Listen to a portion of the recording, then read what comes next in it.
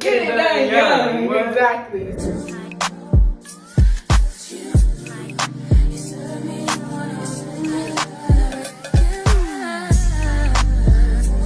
Hey, what's up, you guys? Welcome back to Let's Get Into It podcast. Today I have someone who is like a little brother to me. I'm gonna let him introduce himself. What's up, y'all? My name's Jalen, and I'm 16 I years usually old. get into it first with a Bible devotion. I didn't bring my little booklet, y'all. I left it at work, so I'm gonna just pull something from the internet. It's a daily reading. 1 Samuel, verse 17, chapter 41 through 58. But I'm just doing this first little section. It says, Goliath taunts David, and David responds by saying that he is acting in the name of the Lord. When David kills the champion, they retreat and are chased by the Israelites. Today's key verse with verse 1 Samuel 17:50. And so, without a sword, David defeated and killed Goliath with a sling and a stone. What do you think that means to you? I feel like that means when he said like he killed him with a sling and a stone, like, And without a sword. without a sword, like that means he just basically just like wiped them out with no hesitation. Yeah. And the fact that he used a sling, like, What? when I think of a sling, I'm thinking of like the little slingshot thing. You know how with a powerful stone. you know how powerful that slingshot gotta be? That's what I'm saying. So the fact that he didn't need a sword. What? That was stone must have been powerful. like this big. The slingshot must have been like this wide. Like that has me thinking about like life. Like you can really get through anything without thinking you need more. Yeah. Honestly, this is a little jar that I made towards the end of the year last year, just to pick from. We're gonna pick one. Cook something new. What have you been wanting to cook lately? A seafood boil. But you haven't cooked that before, right? No, I haven't. Like I made like crab legs Uh-huh. and then like shrimp, but I haven't made like an actual seafood boil. Honestly, you should do that before it gets too hot. Cause you know when it's hot outside, you don't want to be cooking it a gets seafood ass sticky. boil. What? Yeah, no, do that shit. Pronto. Okay, so today's topic is the youngest to do it.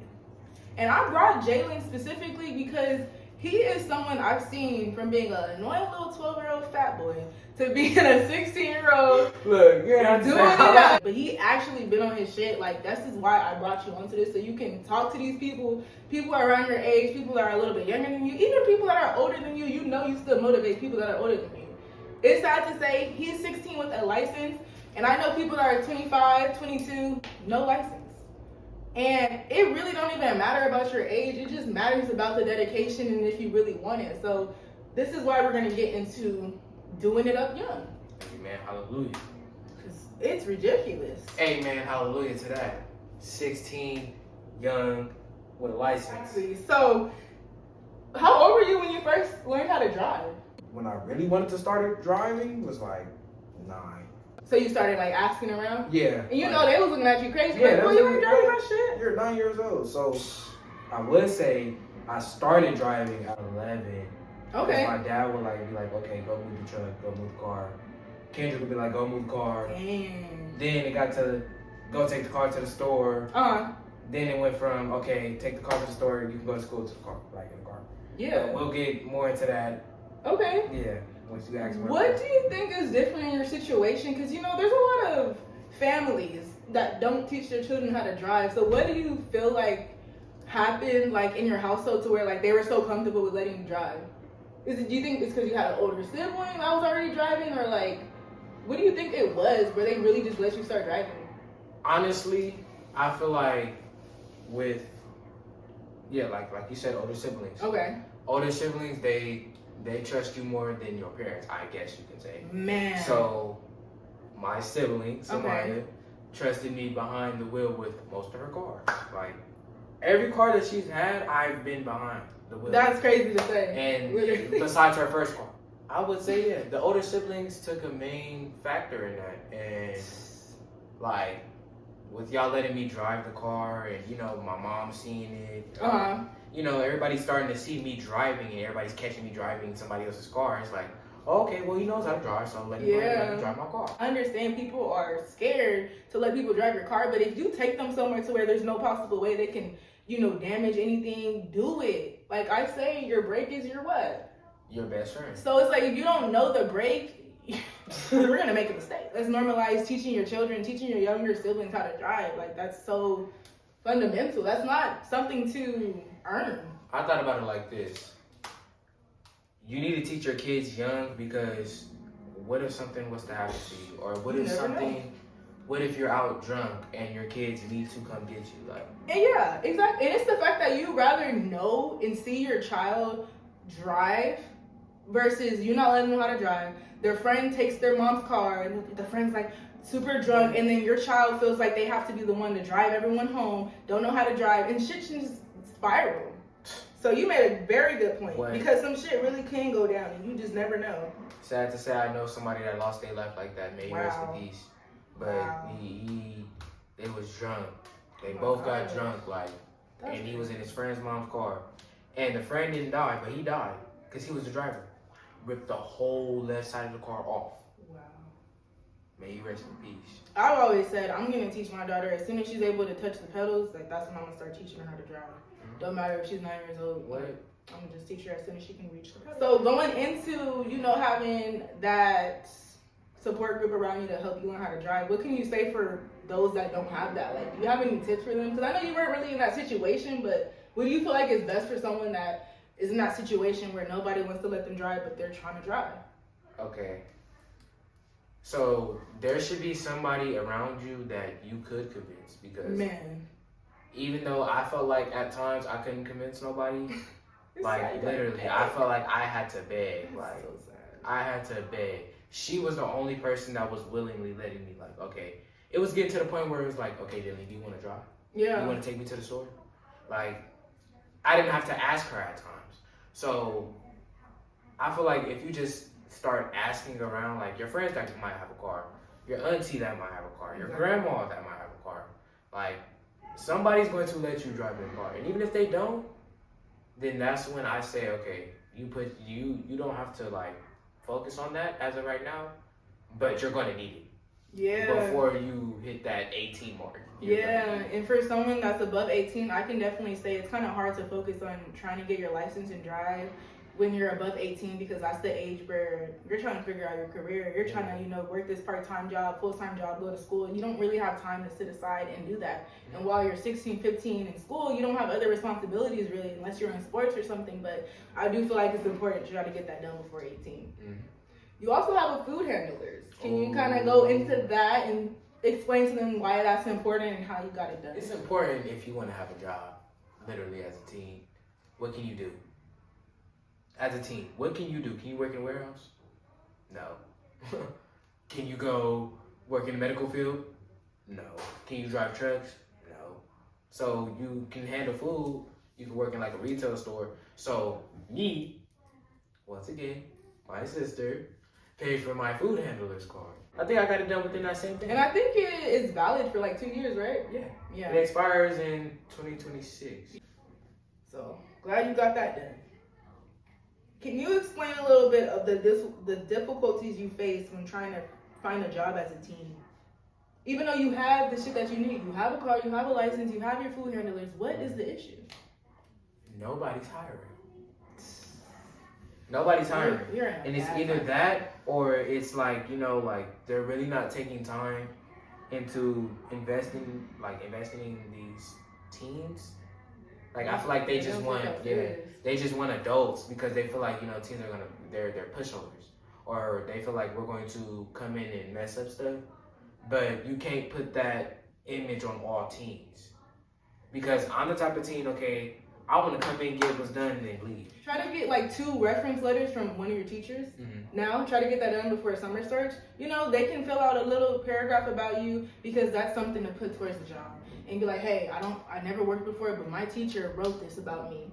And this is how I am, that's my character. And also try to look into doing community service until you find a job. The fact that you can write down that you're doing community service, that's gonna look good too. So, start looking into like the churches or Salvation Army, something. Do some type of community service for real, guys, if you're looking for a job as a teen. What is the main stress of high school right now? I'm class of 2020. I feel like I'm old. I don't really know the teenage high school. I'm a junior. Stress. I'm a junior, but I would say everything. What? Everything. But the main stress right now is like, there's no stress. The work is getting easy. They're starting to get more lenient. Okay. And then it's just like, okay, the stress is we want to get out of school. We feel the days shrinking. We feel the days getting closer. Mm-hmm. So that's the stress. It's like, oh my God, I keep talking about the last day of school and we're antsy for it. What keeps you grounded? Although you don't have a job yet, school is getting a bit easier. I hope you're not trying to get into that slacking state. Like, what is keeping you to where you're like, okay, I'm not going to give up with trying to find a job and stuff? I'd say, like, my nieces. Like, I've always told their moms, like, every time I've seen them together, I want to get a big check and take my nieces somewhere, like, because I want to be remembered as the fun uncle. I want to be remembered as, oh, when he didn't have no kids, it was us, we was his babies. Like, that's how I want it to be. But the 3 that I have, like, I cherish them, like, to death. So I do want to say that's what keeps me going. That's what's up. I'll definitely realize that too. Like you said, before your baby, then your babies. What specific plans are you comfortable with sharing when it comes to after high school? I plan on being an RN. Real nigga, I'm just playing. RN, that's that too. Man. Real nigga RN. Bro, if you put that shit on your graduation cap, that would be fire. That's where the money at, and yeah. And I feel like, all the females around me, everybody's a nurse. They're not considered a nurse, but they're CNAs or like. Yeah, and they in the field. And then it's like, there's no males that's really trying to be in the nursing field. So I want to step up above everybody. That's gonna be what's that. What are the benefits you feel like having a driver's license this young? Because some people are just like, I'll get it when I'm 18. Like, they feel like it doesn't matter. She made me want to get my license. I want to get out while I'm young, experience everything, so I know where everything is. Once the time comes when I'm old, and it's like, okay, now I have a job, and now this gas money's really coming out of my pocket, and I gotta go get you, and I gotta do all this. It's time management. It's not just about the gas. It's about time management. It's about me putting my life on hold to go get you. Like, why couldn't you come to me? Exactly. So, yeah. Can you explain how it is to save, and then like what can you do right now to make extra money? Okay, my biggest issue right now is saving. But making money is not an issue. Like, I can save up to $100, but as soon as I reach that $100, I'm like, I'm going to touch it. Like, I'm going to take that $100 and I'm going to spend it. I can't save it. But it's not an issue with me getting another $100. Yeah. So, at the moment when I first, when I first got the car, I was texting you here and there, like, can I get $20? Can I get $20? Can I get $20? I mean, all that stopped. Mm-hmm. So, it's like, the car's still moving. I gotta make sure that car's still moving somehow, some way when my mama don't have it, when my mama not trying to give it to me, when my dad not trying to give it to me. I gotta get to school somehow, some way. Yeah. I'm not gonna tell y'all how I'm making money because it's none of y'all business. But just know, Mr. Giddo. Okay, shoot. Well, y'all heard it yourself. We about to get into our get out bitch. So what's your getting to it or get out bitch topic? It's not even like the Hispanic culture. It's just like a selected few out of all of y'all. It's the males. Okay. Like, why are y'all using N-word more than we do? Dude. Why are y'all trying to act more black than we do? Tell us about that. I got into a fight behind it my freshman year. Quick little story time. I'm in a classroom and it's me, my cousin Jaden, my cousin Talia. We all had third period together. Shout out to y'all if y'all watching. And I'm just gonna call the person I fought Knucklehead. So Knucklehead was popping it to my cousin Jaden, calling him all types of N-words and whatever the case may be. And I came around and I'm like, look, you're not gonna disrespect my cousin. Because my cousin, he argued, but he was on the basketball team, he was on the football team. He was on both teams. So he can't fight. He can't get into no trouble. So I said, I can take that. So he started instantly directing his anger towards me, calling me all types of B words, Oh, God. calling me out my name, calling me an N word with a strong R. So that's what set me off. It's November 4th. I remember the day, the exact day. November 4th. I want to eat. We about to go on Thanksgiving break. Yeah. And you just called me the strong R. You fought that morning. Yeah, because you can't play about that word no more. Well, period. Like, What? At all. I'm not playing about that word no more. We fought that morning. And then right after that, we went to school like nothing happened. And then we fought right after school in front of everybody. You know what's a good way to get back in their ass? Learn more Spanish. Don't say that word at all around me. Because now that I'm about to be 18, stuff about to get serious. I get into it or get out topic is waitressing. Like, I've been wanting to like pick up, like a waitress job just for a little bit. Cause I feel like I could be getting tips, bro. Like, but the restaurants that are around this area, like Chili's and BJ's, I feel like that's too played out. Like, they already got they set people. I need to go somewhere like have like Longhorn, different bomb restaurants like that. And I'm thinking like I low key want to do it. Yeah, I be thinking like, let me get into waitressing and then get out, bitch. Like, I just want to do it for a little bit just to see an experience. Cause And I then feel like I'm again, getting tips. that too, like what she's saying, like I recommend she do that because like when we be going out, I'm not gonna lie, sometimes my sister can get heated by the smallest things. And sometimes I be like, look, like it's not even that. No, they touch the straw. No, they touch. Bro, But it's I like hate that, sometimes bro. they be moving fast, and sometimes like touch the straw. like she'll realize like okay, like they moving fast, and she probably didn't realize that she touched the straw. I encourage everybody that's around my age, 16, 15, 14, 13, 12, even if you're not around my age, don't sit on your ass. Everybody with kids, I'm never gonna tell nobody how to parent their kids. What I can say is, when it comes to them, y'all supporting my sister, I'm not playing about y'all kids. So y'all gonna get up on y'all stuff. Yes. Because the way this world is looking and the way these moms is walking around with their kids looking like they need Kids. yeah. We're not gonna talk about it because yeah. Exactly what the shirt says. Fuck around and find out. So I do appreciate you taking out your time, high schooler getting ready for the end of the year and stuff like that, to come out and do this video. I really felt like it was important for you to talk to the people around your age and just a bit younger to understand you can get it done. Yeah. All right, and that's a wrap. Your nigga can't compete, I swear.